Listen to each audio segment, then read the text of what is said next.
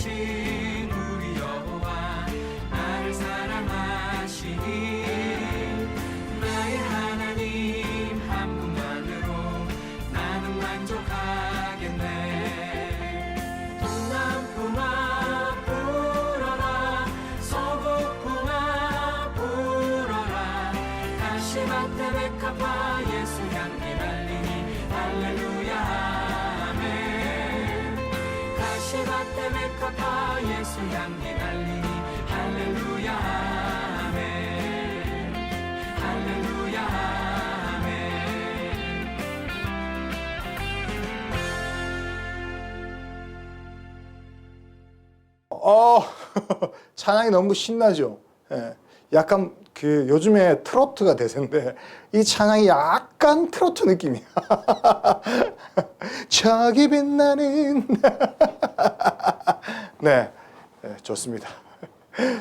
여러분 그래서 사람을 바라보지 말고 세상을 바라보지 말고 하나님만 바라보는 우리 사랑부 친구들이 되었으면 좋겠습니다. 네, 아멘. 좋습니다. 자, 제목 한번 오늘도 신나게 큰 소리로 읽어보겠습니다. 큰 소리로 시작. 왜 가죽옷을 입었을까? 네, 여러분 집에 가죽으로 된 옷 입고 있다 그랬죠? 자, 한번 살펴봤습니까? 여러분 집에 있는지? 자, 있는 친구 누구? 누구야? 기준이 집에 있습니까? 가죽옷? 보성이 집에도 있어요? 선재도 있다고. 알겠습니다. 예.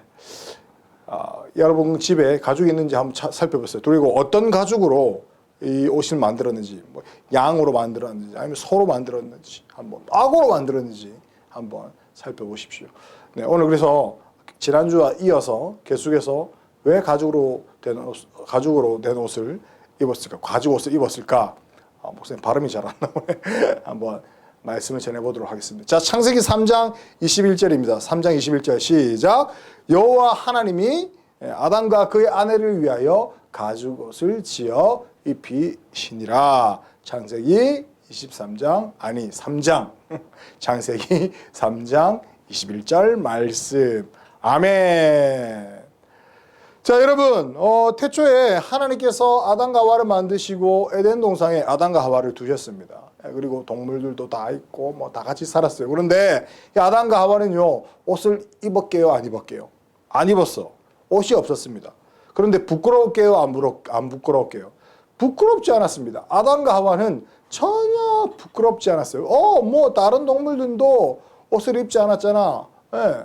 여러분, 아담과 하와는 부끄러움을 모르고 그렇게 살고 있었습니다.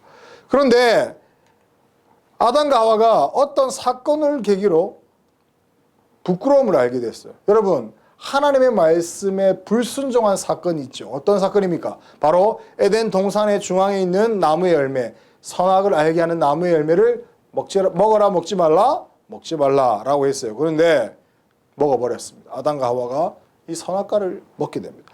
선악과를 먹자 말자 부끄러움이 생겼어요. 옷을 입어야겠다는 생각이 듭니다. 그래서 나뭇잎으로 옷을 만들어서 입게 됩니다. 분명히 그전에는 부끄러움을 몰랐어요. 그런데 하나님과 멀어지면서 부끄러움을 알게 되고 옷을 만들어 입게 되었다라는 거죠. 자, 그래서 아담과 하와를 하나님께서 찾으십니다. 여러분, 그전에는 아담과 하와가 하나님과 친하게 지냈어요. 그런데 보니까 지금 숨었어요. 왜 숨었어요? 하나님이 두려워지게 된 거예요. 왜? 죄 때문에. 죄를 지으니까 하나님과 관계가 멀어지게 되고 결국 숨어버리는 일들이 일어나게 되었다라는 거예요. 그래서 아담과 하와가 나무 사이로 숨어버렸다라는 거죠. 자, 하나님께서 물어봅니다. 아담아, 왜 이 선악과를 먹었느냐? 내가 분명히 먹지 말라고 하지 않았느냐? 아니요, 그게 제가 아니고요. 저기 하와가 먹으라 해갖고 제가 먹었어요. 그러면 하와야, 너는 왜 먹었느냐? 그 죄가 아니고요. 저기 저 뱀이 먹으라 해가지고 저 어쩔 수 없이 저도 안 먹으려고 그랬어요. 근데 먹었어요. 여러분, 아담은요 하와를 핑계대고 하와는 뱀을 핑계대고 서로가 서로를 핑계대는 자기 탓이 아니라 내 잘못이 아니라 상대방 잘못입니다. 저 사람 잘못입니다. 라고 계속해서 그런 일들이 일어나게 되었다라는 겁니다. 다 다른 사람 때문이다.